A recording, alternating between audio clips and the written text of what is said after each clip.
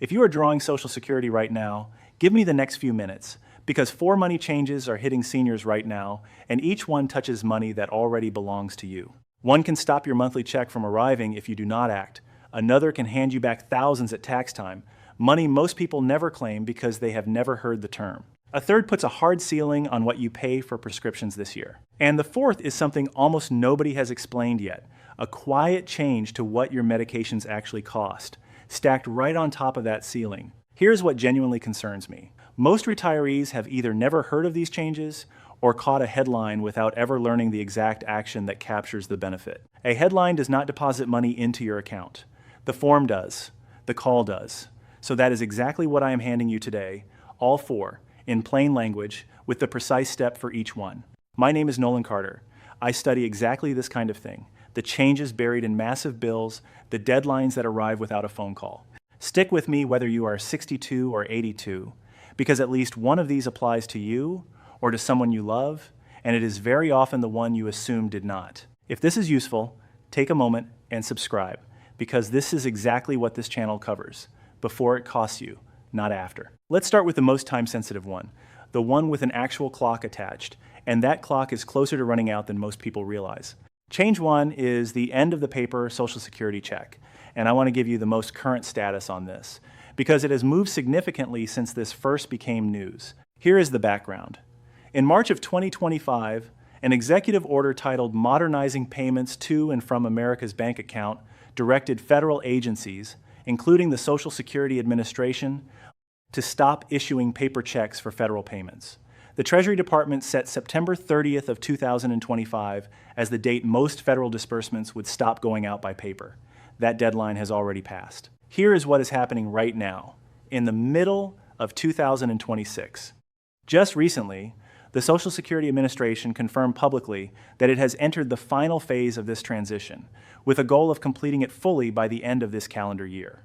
As of the most recent figures, somewhere between 280,000 and 400,000 beneficiaries, under 1% of the total, are still receiving a paper check every month. That number keeps shrinking, and the agency is actively working through the remaining cases right now, which means if you or someone you love is part of that group, this is not a someday conversation anymore. The window is closing this year. Who does this actually touch? If your Social Security already arrives by direct deposit, you are already finished, nothing changes for you. But if you or someone you love is still receiving a mailed check, this is the moment to act, because a payment with nowhere electronic to land is a payment that simply does not reach you. And think carefully about who is most likely to still be on paper checks. Very often, it is the oldest seniors, the ones who have done it the same way for decades and never banked online, exactly the people who can least afford a missed payment. Here is your action, and it is genuinely straightforward. You have 2 clean paths to electronic payment. The first is standard direct deposit into a checking or savings account set up through your bank or through your own My Social Security account online. The second is something many people have never heard of, the Direct Express card. A prepaid debit card the government loads your benefit onto every single month, built specifically for people without a traditional bank account. So even if you have never had a bank account in your life, there is still a path available to you. Gather 3 things: your bank account number, your bank's routing number, both printed at the bottom of any check, and your Social Security information. Then either log into a free My Social Security account online and enter your bank details, call Social Security directly, or simply walk into your local bank and ask them to set it up. They do this constantly. Let me address the objection I hear most often. I do not trust direct deposit. I like holding my check in my hand. I understand that instinct completely, but consider the numbers.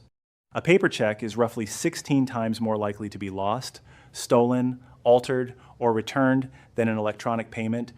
Mail theft targeting benefit checks is a real and growing crime against seniors, specifically thieves fishing envelopes directly out of mailboxes, washing off the ink, and cashing them, leaving an elderly victim on the phone for weeks trying to prove they never received their own money while rent comes due.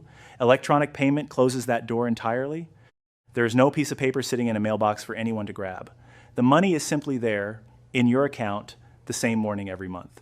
If your situation is genuinely extreme, say you live somewhere with no realistic access to banking at all, the Treasury does allow a hardship waiver from the electronic requirement. But be honest with yourself, that waiver exists for rare hardship cases not as a way to keep a paper check purely out of personal preference. For nearly everyone watching, the right move, this year specifically, is getting onto direct deposit or the direct express card before your paper check stops arriving on its own.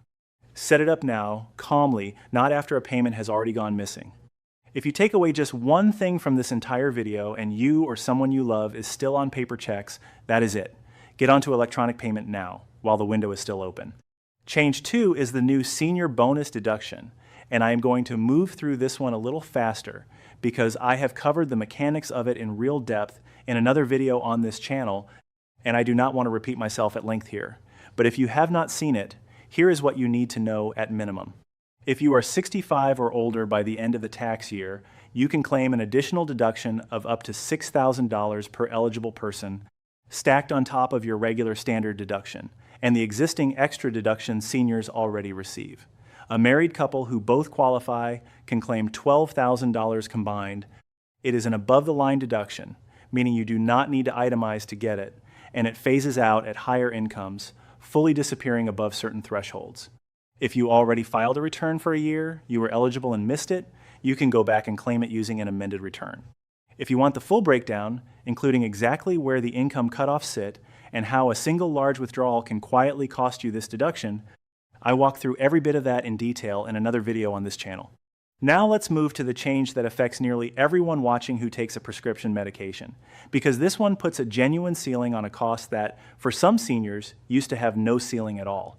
Change 3 is the $2,100 prescription drug cap, and I need you to understand exactly how significant this actually is, because it quietly fixed something that used to genuinely frighten people. For years, the cruelest part of Medicare's drug benefit was that there was no real upper limit. If you had a serious illness and an expensive medication, a cancer drug, a specialty biologic, the kind of prescription that runs thousands of dollars, you simply kept paying year after year, with no finish line in sight. That changed because of provisions written into federal law that phased in over the past 2 years. In 2025, out-of-pocket spending on covered Part D prescription drugs was capped at $2,000 for the year. Because that cap adjusts annually, for 2026, it has risen slightly to $2,100.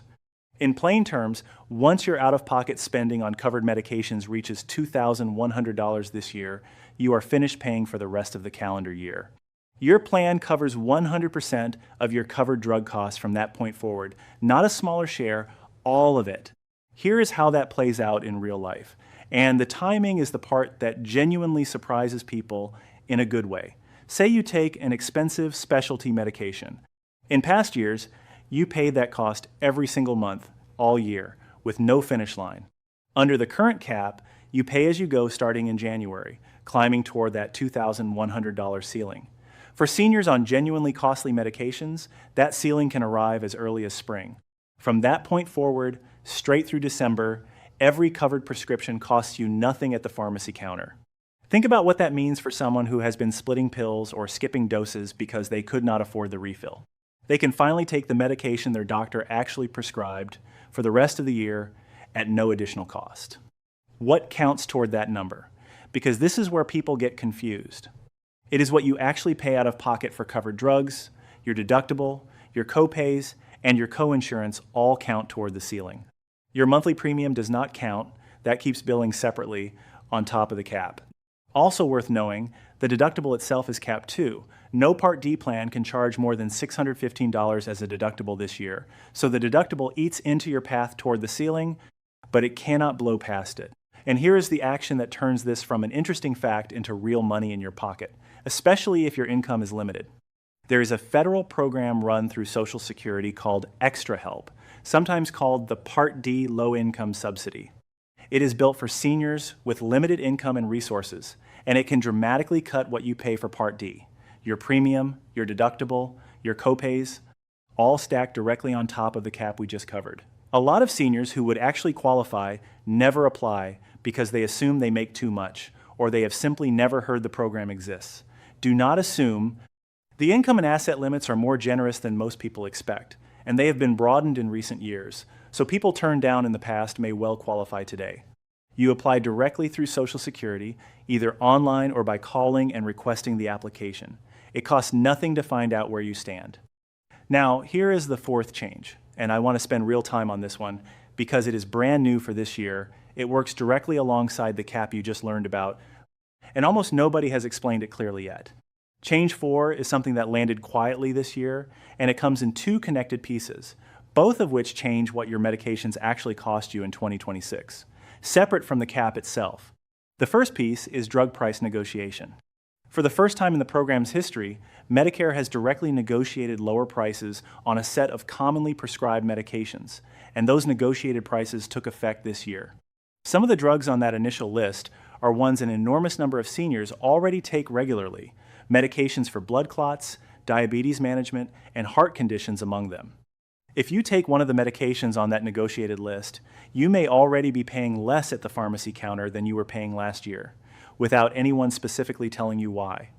The list of negotiated drugs is public and available through Medicare directly, and it is genuinely worth 5 minutes to check your own prescriptions against it because a lower negotiated price stacks directly with the $2,100 cap we just covered, meaning it can help you reach that ceiling faster or reduce what you pay even after you have already reached it in a given month.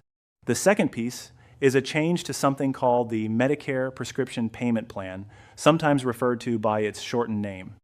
This program lets you spread your out-of-pocket drug costs into smaller, predictable monthly payments across the year, instead of facing large costs upfront in January and February when many people hit their deductible all at once. Here is what is new for 2026 specifically. If you were enrolled in this payment plan last year, you are now automatically re-enrolled for this year, unless you specifically choose to opt out. That is a meaningful shift, because in the past, this required actively re-signing up every single year, and a real number of people who benefited from it simply never got around to re-enrolling and quietly went back to paying large costs up front without meaning to. If this sounds useful to you, and you were not enrolled last year, you can still opt in through your Part D plan directly.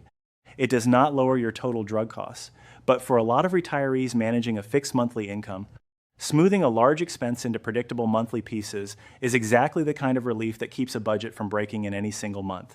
Put these two pieces together with the cap from Change 3, and here is the full picture for 2026, a cap total for the year. Potentially lower negotiated prices on specific common medications, stacking on top of that cap, and a payment structure that spreads whatever you do owe into manageable monthly pieces automatically, unless you choose otherwise. None of this requires you to do anything complicated. It requires knowing these three pieces exist together and checking your own prescriptions and your own plan against them.